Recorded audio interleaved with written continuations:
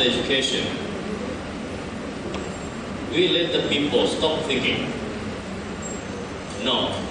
What we should do is, we should increase the number of people who can really imagine the real situation during the hazard time, disaster time. Without improvement of this one, it is very, very difficult. One of the options is preparedness business and write it down. And if this is too difficult for you, then the next one is, please identify the condition. What day of the week, what day of the month, what is the occurrence of the outbreak, and with the condition of the weather. And start. Please make your story. You are the central figure of the story. And please make up to some appointed time. For example, up to 12 hours, up to 24 hours. And during you're creating the story, you may have some question. Then please put your questions on a card. And then, when the time finishes, then please show your story each other. And you can get the different viewpoint. It increases your imagination capacity. And then, the last part, this is a kind of conclusion. But this one, you did this way, and this is the conclusion. If you change a little bit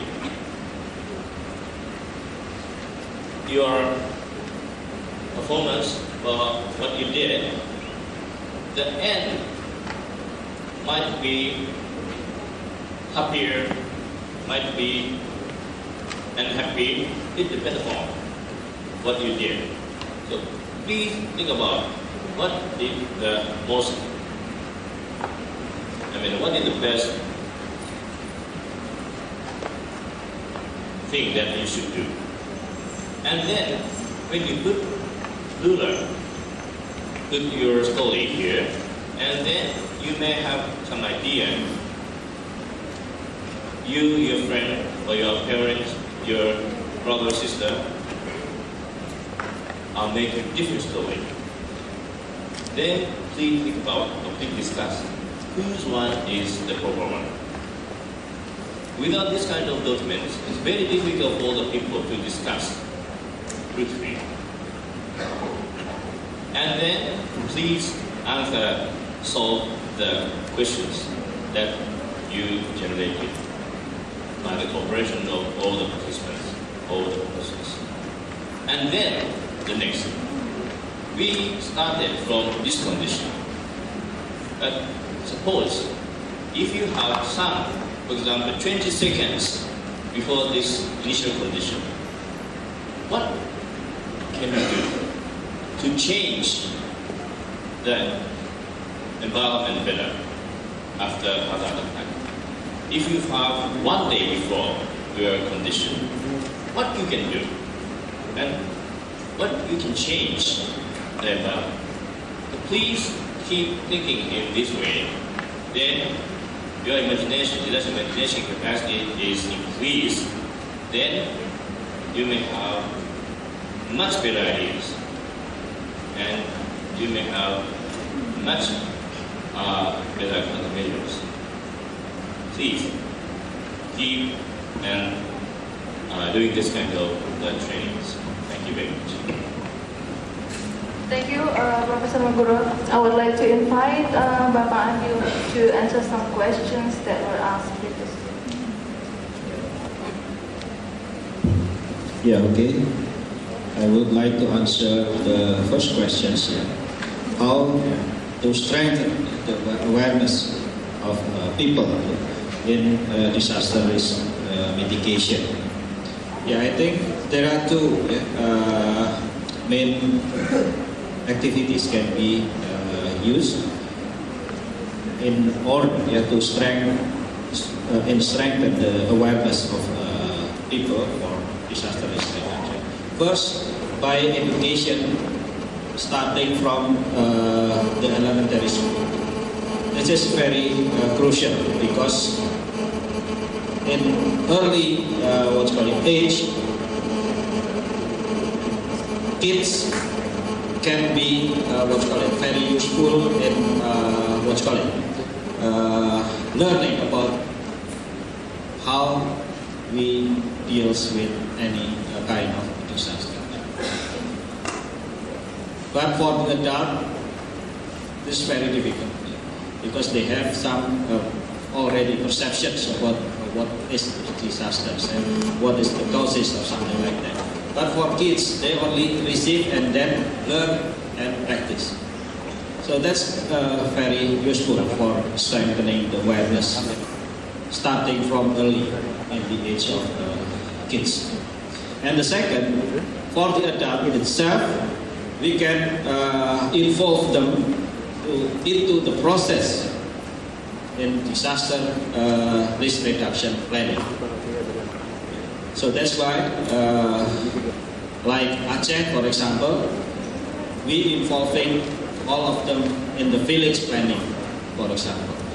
So right after that, they becoming have a very good awareness for the disaster itself. And the next question is about whether the resilient city is too ideal for Indonesian cities, for example. Yeah, of course, this is too ideal. But so that's why we talk only about the well-prepared city. Two words, resilient cities. Still two words, not the resilient one. Why? We still not preparing, for example, the diversity of systems in our cities. We still using only one system because of cost or the other one. And also we still not practicing the redundancy of the lifelines infrastructure, for example.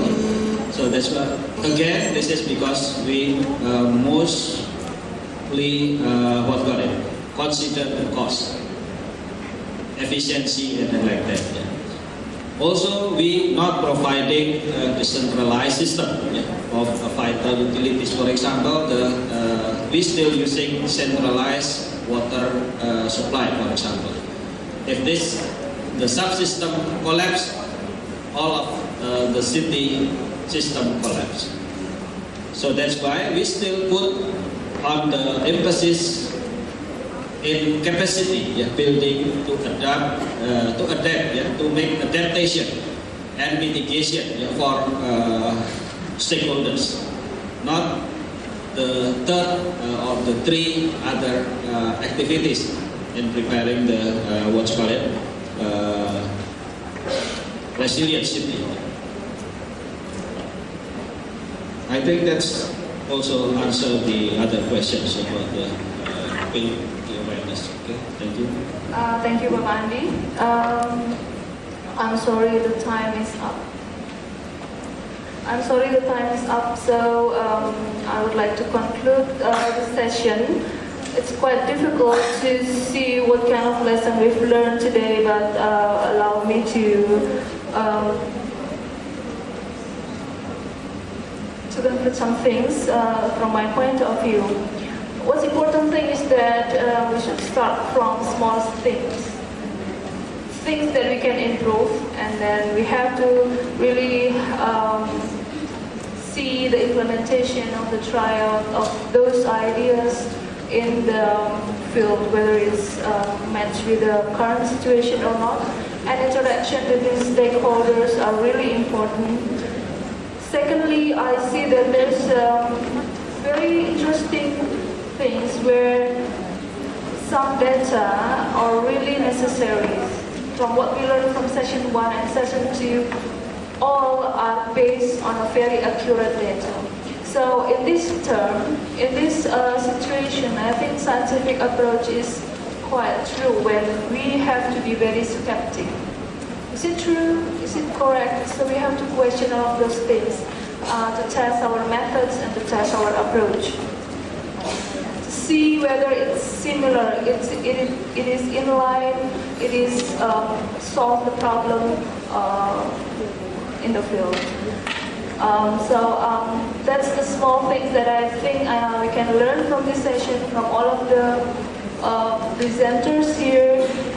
Truly sorry for those who have raised their hand but couldn't ask the question verbally in this forum. Please use the break sessions to talk with the presenters, use emails, and use anything that you can do to still interact with each other. I invite you to give a very warm applause to all of presenters for your attention, and I turn to the Master of Ceremony. Thank you, Ms. Citra Wardani, for moderating this session. And now we would like to invite Mr. Komarajaya from Urban Development Planning, University of Indonesia, to give a token of honor to our speakers respectively. First of all, to Professor Meguro Kimiro from University of Tokyo.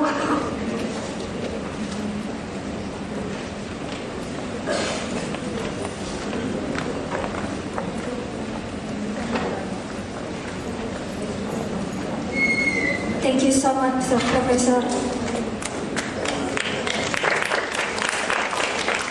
And then to Insinyur Adi Utomo, Master of Planning from Institut Teknologi Bandung. And to Mr. Danang Samsurijal from Yogyakarta. Thank you so much. Ladies and gentlemen, this is the end of our second session. And now we would like to invite all participants to enjoy coffee break for 15 minutes. Please join us for the last session at approximately 4. Menunggu rekan-rekan yang sedang coffee break, kita mulai saja. Ya, kita sudah sampai pada sesi ketiga, sesi terakhir, dan peserta juga sudah mulai berkurang, tetapi saya yakin orang yang bertahan sampai akhirnya adalah orang yang betul-betul berminat tentang isu bencana di wilayah perkotaan. Ya, sesi 3 ini akan dibawakan dalam bahasa Indonesia. Ya. Berdasarkan aspirasi dari semua.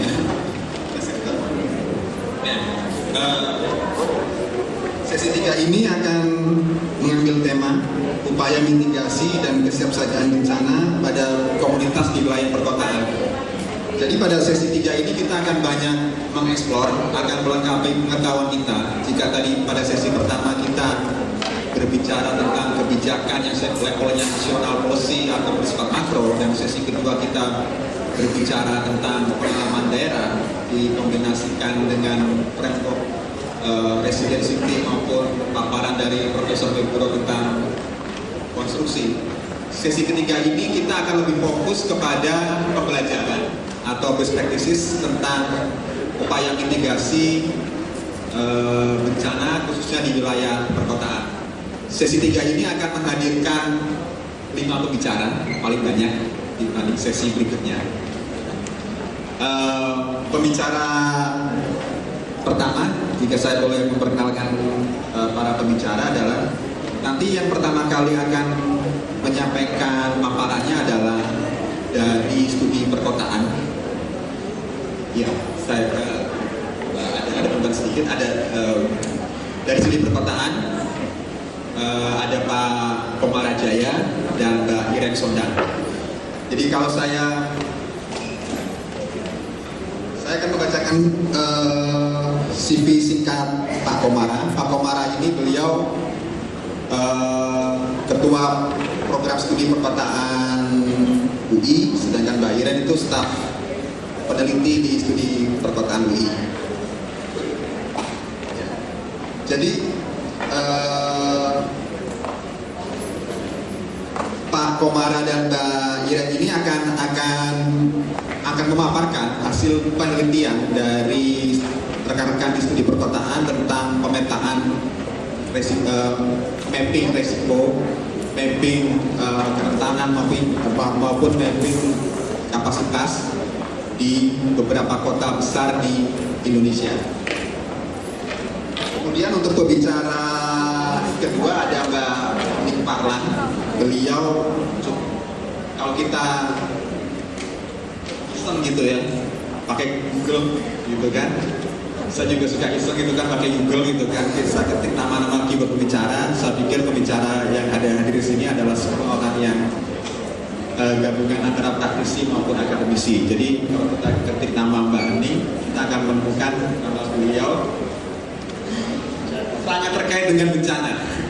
Jadi Mbak Ani sekarang menjadi Direktur HMI Humanitarian Forum of Indonesia. Sebelumnya beliau menjadi Sekjen MPBI Masyarakat Penanggulangan Bencana Indonesia, pernah menjadi Deputi Direktur di Walhi maupun pernah menjadi jurnalis.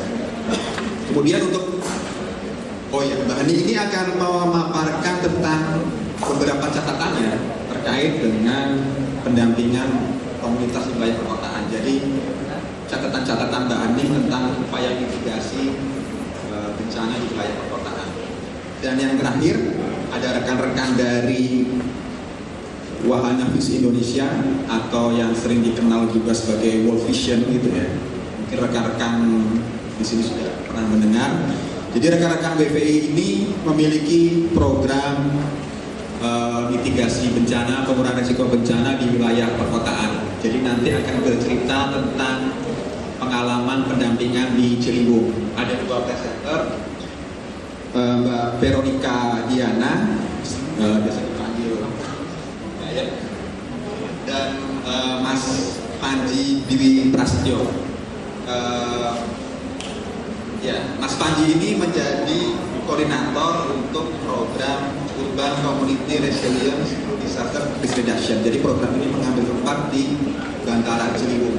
Dan Mbak Dayan ini juga alumnus program intervensi sosial. Jadi ya, kebetulan programnya di sana juga, dan nanti akan bercerita tentang aspek psikologis intervensi atau gambaran komunitasnya. Jadi kita akan mendapatkan paparan lengkap tentang apa yang terjadi di komunitas.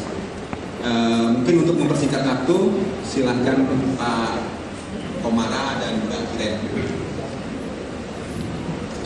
Terima kasih Mas Wahyu, Ibu, Bapak, dan teman-teman sekalian. Saya mungkin hanya membuka aja lebih dari sebelumnya. Sebagai ketua program baru tahun lalu, itu ternyata di program studi kami ada beberapa kegiatan. Kegiatannya salah satunya adalah yang dikerjakan oleh sebetulnya itu multi institusi. Pemberi ordernya BNPB, di mana Bu Henning di situ juga sebagai bina apa gitu ya. Kemudian ini ngomongin project ya. Kemudian pakai institusi Sukufindo, dan Sukufindo kemudian ini saya cerita apa adanya aja. Kemudian dia biasa outsourcing dengan berbagai expert dari UI, dari ITB, dari UGM, dan macam-macam. Nah, kebetulan beruntung kami ikut nyemplung di situ. Ya. Istilahnya nanti Mbak Iren akan menyampaikan mulai dengan risk mapping. Kemudian sebetulnya ini lebih ke institutional capacity building. Ya. Justru saya nih inginnya di awal ini hanya membuka Mbak Iren. Berikutnya sebetulnya saya ingin mencoba nanti memotivasi terutama teman-teman yang pusat krisis dan fakultas-fakultas lainnya yang lebih ke sosial. Karena tadi kalau saya sepintas, Bapak isu engineeringnya, modelingnya terlalu banyak. Itu lebih. Sebenarnya saya ingin memotivasi justru teman-teman fakultas teknik. Saya udah infokan sih mereka. Itu bergerak di bidang itu banyak sekali. Nah, jadi dari sini sekarang ini saya justru ingin mendorong ke teman-teman di psikologi jelas, FIB, FISIP, ya, atau juga mungkin FKM jelas dan lain-lainnya. Mungkin itu ya. Saya silakan mungkin Mbak Ina. Oke, selamat sore mungkin buat para hadirin semua di sini. Saya sebenarnya dicemplungkan oleh Pak Komara untuk mempresentasikan atau menyampaikan apa yang telah kami lakukan berkoordinasi dengan BNPB. Dari apa yang kami kerjakan itu ingin kami sampaikan paling tidak kepada akademisi di sini sekalian ataupun para praktisi. Nah,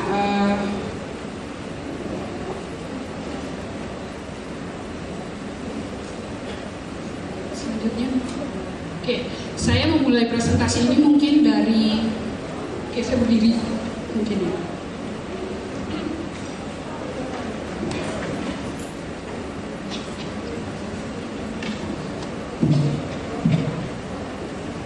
Ya, saya membuka presentasi ini mulai dari bagaimana kondisi kota pada paparan dunia, gitu ya.